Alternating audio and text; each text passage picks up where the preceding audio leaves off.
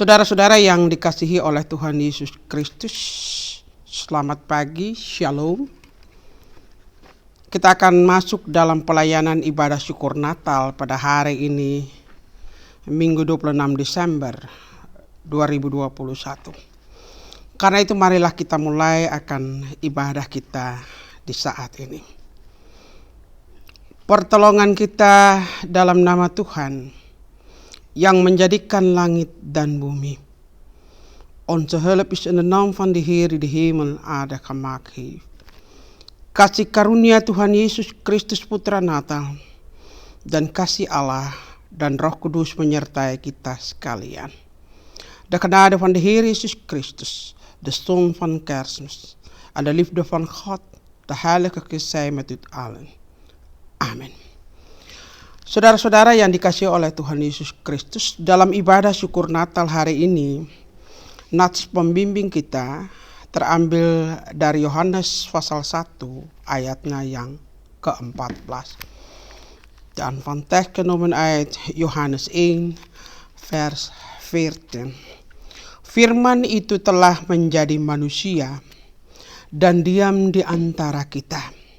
Dan kita telah melihat kemuliaannya, yaitu kemuliaan yang diberikan kepadanya sebagai anak tunggal Bapa, penuh kasih karunia dan kebenaran. Het woord werd een mens en hij heeft bij ons gewoond. We hebben gezien hoe geweldig en machtig hij is. Hij, God enige Zoon, met dezelfde macht als de Vader, liefdevol, vriendelijk en vol van waarheid.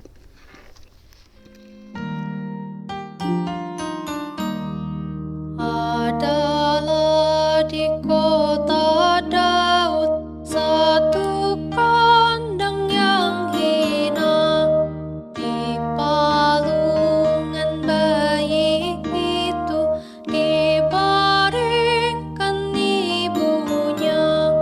Anak Maria lahirlah, Yesus Kristus namanya. Anak Allah sudah turun dari kemuliaannya. Tuhan surga serta bumi lahir di tempat hina. Yesuslah pengantara Allah dan manusia. Kita akan bersama-sama membaca dan mendengarkan firman Tuhan. Firman Tuhan pada hari ini, saudara-saudara, dalam ibadah syukur Natal ini terambil dari dua bahagian kitab. Yang pertama, kitab Yesaya pasal 52 ayat 7 sampai 10. Yang kedua, Yohanes 1 ayat 1 sampai 18. De schriftlezen vandaag genomen uit Jesaja 52 vers 7 tot en met 10 en tweede Johannes 1 vers 1 tot en met 18. Voordat we samen Bijbel lezen, laten we samen bidden. Mari kita berdoa, saudara-saudara. Dalam suasana Natal, kami mensyukuri anugerah dan cintamu bagi kami, ya Allah, dalam Kristus Putramu. Karena itu kami mau tetap bersuka cita dengan mendengarkan firman-Mu. Terangilah hati kami Tuhan dengan kuasa-Mu, agar kami dapat mendengar dengan jelas. Hati kami dipenuhi hikmat untuk mengerti, dan oleh kuasa-Mu kami bisa melakukan kehendak-Mu yang benar dalam hidup kami secara nyata hari lepas hari. In de liefde kerstfeer zijn we dankbaar voor uw genade en liefde voor ons, o God in de Christus Zoon. Daarom willen we ons blijven verheugen door uw woorden te horen. God, verlicht onze harten met uw kracht, zodat we duidelijk kunnen horen. Onze harten gevuld met wijsheid om te begrijpen en door uw kracht kunnen we elke dag uw ware wil in ons leven doen. In de naam van Jezus Christus, het levende woord, wij bidden. Amen. Pembacaan firman Tuhan pada hari ini, kita persilahkan kepada badan majelis gereja yang akan membaca bagian firman Tuhan. Pembacaan Alkitab pada hari syukur Natal ini terambil dari Perjanjian Lama, Yesaya 52 ayat 7 sampai dengan 10, dan dari Perjanjian Baru Yohanes 1 ayat 1 sampai dengan 18. Dan bunyilah demikian. Betapa indahnya kelihatan dari puncak bukit-bukit kedatangan pembawa berita yang menghargarkan berita damai dan memberitakan kabar baik, yang menghargarkan berita selamat dan berkata kepada Sion, Allahmu itu Raja. Dengarlah suara orang-orang yang mengawal engkau. Mereka bersama-sama bersorak-sorai, sebab dengan mata kepala sendiri mereka melihat bagaimana Tuhan kembali ke Sion. Bergembiralah, bersorak-sorai bersama-sama, hai runtuhan Yerusalem, sebab Tuhan telah menghibur umatnya, telah menebus Yerusalem. Tuhan telah menunjukkan tangannya yang kudus di depan mata semua bangsa. Maka segala unjung bumi melihat keselamatan yang dari Allah kita. Dan bagian yang kedua,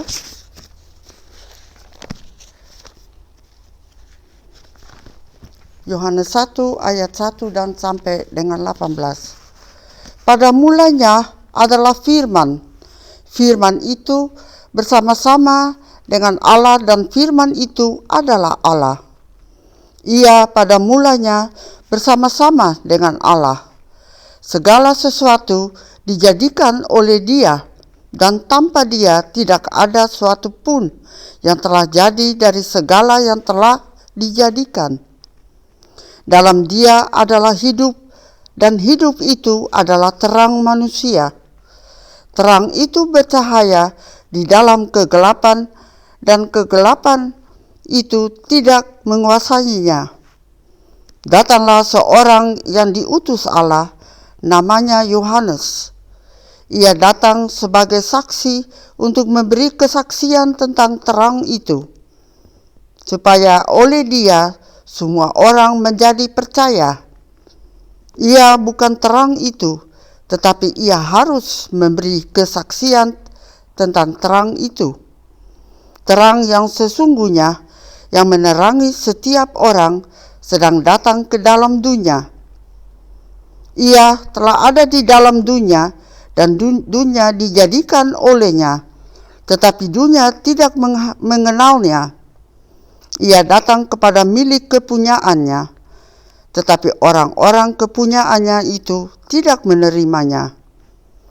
Tetapi semua orang yang menerimanya diberi kuasa supaya menjadi anak-anak Allah, yaitu mereka yang percaya dalam namanya.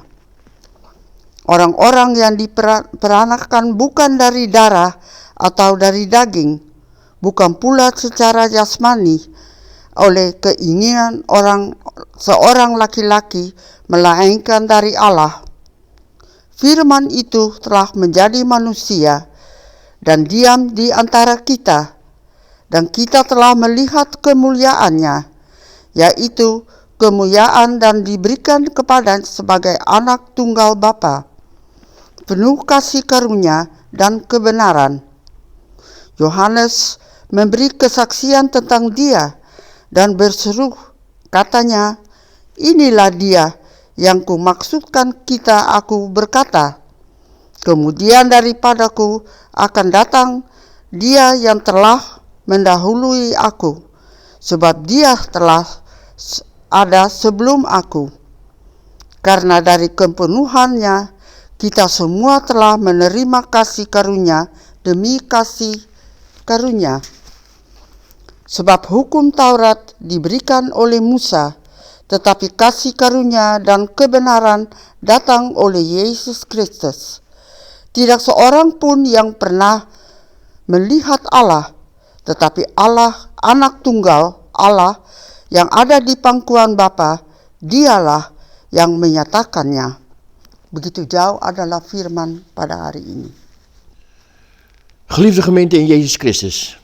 De schriftlezing voor deze tweede kerstdag en tevens laatste zondag van het jaar 2021 bestaat uit twee gedeelten. Het eerste gedeelte uit Jesaja 52 vers 7 tot en met 10 en het tweede gedeelte Johannes 1 vers 1 tot en met 18. En het luidt als volgt. Hoe lieflijk zijn op de bergen de voeten van de vreugdebode, die vrede aankondigt, die de goede boodschap brengt, die heil verkondigt, die tot Sion spreekt. Uw God is koning. Horen uw wachters, verheffen de stem, zij bejubelen samen, want met eigen ogen zien zij hoe de Heere naar Sion wederkeert. Breekt uit in gejuich, jubelt eenparig, puinhopen van Jeruzalem, want de Heere heeft zijn volk getroost. Hij heeft Jeruzalem verlost. De Heere heeft zijn heilige arm ontbloot voor de ogen van alle volken. En alle einden der aarde zullen zien het heil van onze God. Tot zover de eerste gedeelte. Het tweede gedeelte, het evangelie naar Johannes. En het luidt als volgt. Het vlees geworden woord. In den beginne was het woord en het woord was God. Dit was in den beginne bij God. Alle dingen zijn door het woord geworden. En zonder dit is geen ding geworden. Dat geworden is. In het woord was leven. En het leven was het licht der mensen. En het licht schijnt in de duisternis. En de duisternis heeft het niet begrepen. Er trad een mens op, van God gezonden. Wiens naam was Johannes. Deze kwam als getuige om van het licht te getuigen. Opdat allen door hem geloven zouden. Hij was het licht niet, maar was om te getuigen van het licht. Het waarachtige licht dat ieder mens verlicht, was komende in de wereld. Hij was in de wereld en de wereld heeft hem niet gekend. Hij kwam tot het zijne en de zijnen hebben hem niet aangenomen. Doch allen die hem aangenomen hebben, hun heeft hij macht gegeven om kinderen Gods te worden. Hun die in zijn naam geloven, die niet uit bloed, noch uit de wil des vleeses, noch uit de wil eens mans, doch uit God geboren zijn. Het woord is vlees geworden en het heeft onder ons gewoond. En wij hebben zijn heerlijkheid aanschouwd. En een heerlijkheid als van de enige geborene des vaders, vol van genade en waarheid. Johannes heeft hem getuigd en heeft geroepen, zeggende, deze was het, van wie ik zeide, die na mij komt is voor mij geweest, want hij was eerder dan ik. Immers uit zijn volheid hebben wij allen ontvangen, zelfs genade op genade. Want de wet is door Mozes gegeven. De genade en de waarheid zijn door Jezus Christus gekomen. Niemand heeft ooit God gezien. De enige geboren zoon die aan de boezem des vaders is, die hem heeft doen kennen. Tot zover luidt onze schriftlezing voor deze tweede kerstdag. Saudara-saudara yang dikasihi oleh Tuhan Yesus Kristus. Dalam mensyukuri kelahiran Kristus, anak Allah di hari ini, kita pun telah berada dalam minggu yang terakhir di tahun 2021. Sukacita Natal yang gempita kali ini mungkin bagi kita agak sedikit berbeda dalam merayakannya. Karena situasi pandemi corona membuat ruang gerak kita dibatasi. Tetapi ada hal yang tidak boleh membatasi ruang gerak kita, yaitu berita Natal itu sendiri, yang hari ini perlu kita renungkan bersama dalam mensyukuri lawatan Allah bagi manusia dan dunia. Lieve mensen, door dankbaar te zijn voor de geboorte van Christus de Zoon van God, bevinden wij ons vandaag ook de laatste zondag van 2021. De vreugde van Kerstmis deze keer misschien voor ons een beetje anders is het vieren ervan. Vanwege de coronapandemie situatie heeft onze bewegingsruimte begrensd. Maar er zijn wat onze bewegingsruimte niet mag begrensd, is het nieuws van Kerstmis zelf, waar we vandaag samen over moeten nadenken en de dankbaarheid voor Gods bezoek aan de mens en de wereld. Saudara-saudara, Hari Raya Natal adalah peristiwa sukacita yang dimulai dengan berita surga yang dibawa oleh para malaikat tentang keselamatan Allah yang dianugerahkan kepada manusia. Sebuah babak kehidupan baru, suatu berita kelepasan dari Allah kepada manusia yang sementara hidup dalam kegelapan dosa dan maut, bahwa Allah telah menggenapi janjinya kepada manusia. Karena itu ada 3 hal yang perlu kita renungkan daripada peristiwa penting ini. Hal yang pertama, saudara-saudara, seperti apa yang dinubuatkan oleh Nabi Yesaya, sebuah nubuat tentang hadirnya seorang raja yang akan memulihkan Israel di mata Tuhan dan bangsa-bangsa lain. Dan hal ini bukanlah sebagai sebuah kemustahilan bagi Israel yang telah mengalami banyak kekecewaan dengan rajanya yang justru menjerumuskan Israel ke dalam kesengsaraan. Dan sekarang telah tiba saatnya bahwa Israel dipulihkan kembali sebab Allah berkuasa atas umatnya. Hadirnya pemimpin baru itu dinyatakan oleh Yesaya. Sebab dengan mata kepala sendiri mereka melihat bagaimana Tuhan kembali ke Sion. Semua berita indah tentang akan datangnya seorang raja yang besar, kekuasaannya meliputi seluruh bumi, dan sebuah pemulihan yang menjadi harapan bangsa Israel yang hidup dalam penderitaan. Berharap akan kesejahteraan setelah kehancuran Yerusalem. Seruan bergembiralah, bersorak-sorailah, bersama-sama hai reruntuhan Yerusalem. Saudara-saudara, pemulihan ini diwujudkan dengan penebusan Allah bagi Yerusalem, sehingga seluruh ujung bumi melihat keselamatan yang datang dari Allah. Ini adalah sebuah nubuatan yang mau menyadarkan Israel bahwa Allah tidak melupakan mereka. Hal yang kedua, saudara-saudara, lewat apa yang dinyatakan dalam Injil Yohanes, Sabda sudah menjadi manusia. Sang Sabda itu adalah Allah sendiri dan adalah asal-usul segala sesuatu di muka bumi. Lewat pernyataan sedemikian, penginjil Yohanes mau menegaskan bahwa kelahiran yang istimewa ini adalah peristiwa di mana Allah masuk dalam sejarah kehidupan manusia. Dia datang untuk menjadi terang bagi kita manusia, agar supaya bisa hidup di dalam terang itu. Hidup dalam terang itu berarti mengambil bahagian dalam kebijaksanaan hidup yang Allah tetapkan.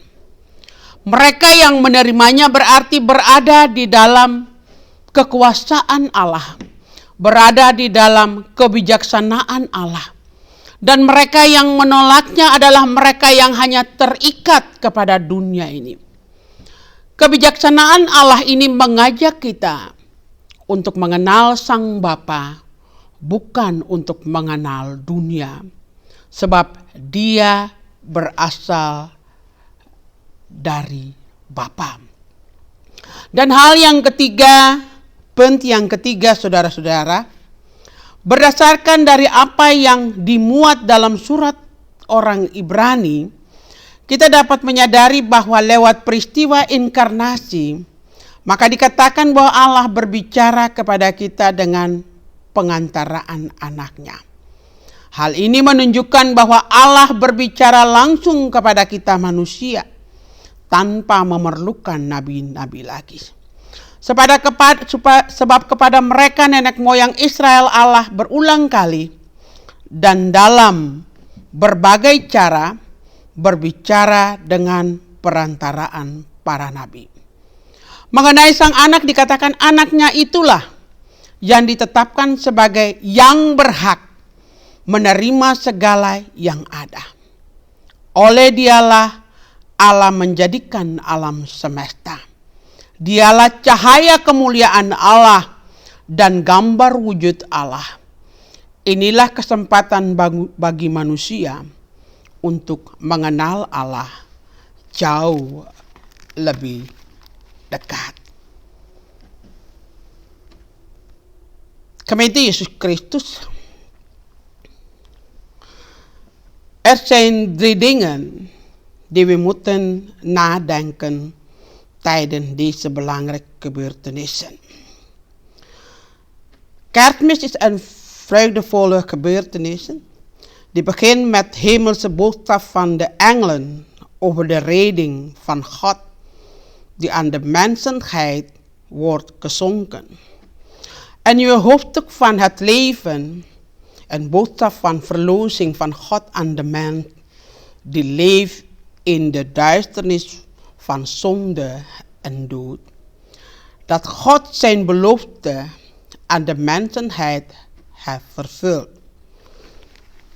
Ten eerste, zoals weer geprofeteerd door de profeet Jesaja, een profetie over de aanwezigheid van een koning die Israël zal herstellen in de ogen van God en andere volk.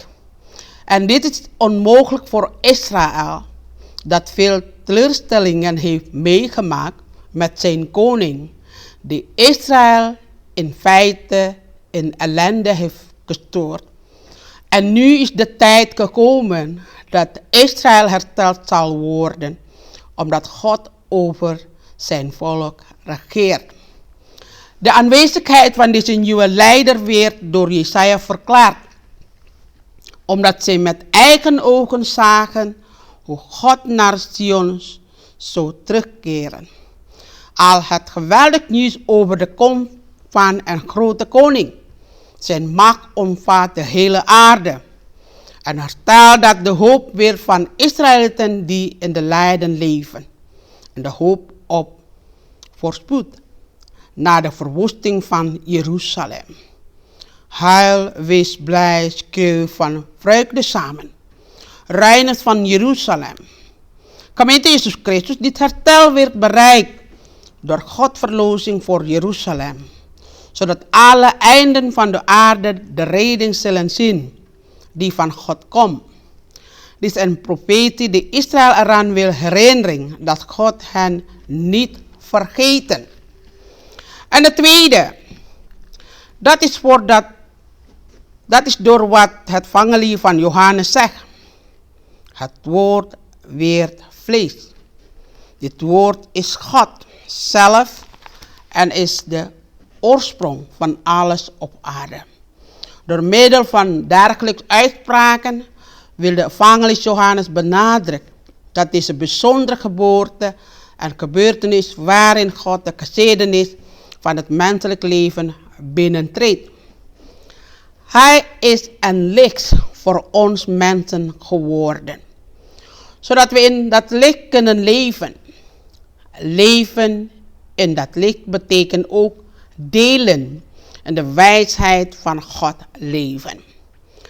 Degenen die hem aanvaarden, zijn in de wijsheid En dekenen die het afwijzen zijn dekenen die alleen aan deze wereld gehecht zijn. Deze wijsheid nodigt ons uit om de Vader te leren kennen, om de wereld niet te kennen, omdat hij van de Vader komt. En ten derde, op basis van wat er in de brieven aan de Hebreeën staat, kunnen we ons realiseren dat door de incarnatie wordt gezegd dat God tot ons sprak door middel van zijn Zoon. Dit laat zien dat God rechtstreeks tot ons mensen spreekt, zonder dat er profeten meer nodig zijn. Want tot de voorouders van Israël sprak God herhaaldelijk en op verschillende manieren door de profeten. Met zijn betrekking tot de Zoon zegt hij dat zijn Zoon het recht heeft om al de bestanden te ontvangen. Het is door hem dat God het universum heeft gemaakt. Hij is het licht van Gods glorie en het beeld van Gods vorm. Dit is een kans voor mensen om God beter te leren kennen. Saudara-saudara yang dikasihi oleh Tuhan Yesus Kristus, dari apa yang dikatakan oleh firman Tuhan pada hari Natal ini, maka kita sungguh menyadari bahwa ada hal yang sangat istimewa di dalamnya. Ada pesan-pesan istimewa di dalamnya. Hal ini lewat peristiwa yang bersejarah dan manusia tahu itu, yakni kelahiran Yesus. Maka seperti para gembala kita pun diundang untuk mencari dan menemukan Allah yang telah lahir bagi kita.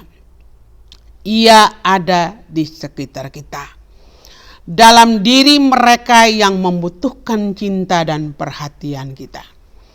Dalam peristiwa Natal, Allah telah menunjukkan kepada kita makna cinta dan solidaritasnya kepada manusia. Dengan cinta itu pula ia mengajarkan kita agar lebih menghargai kehidupan, lebih menghargai kesempatan hidup, serta menjadi pemberita-pemberita yang benar dalam hidup yang nyata dimanapun kita berada.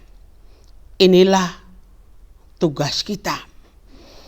Van wat het woord van God deze kerst realiseren we ons echt dat er iets heel speciaal in zit.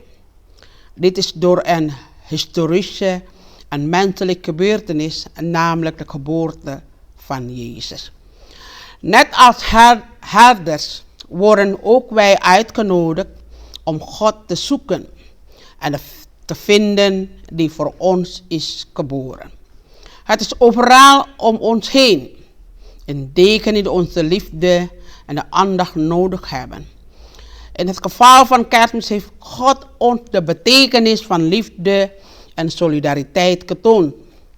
Met die liefde leert hij ons ook het leven te waarderen en ware predikers te zijn in de echte leven waarin we leven en zijn.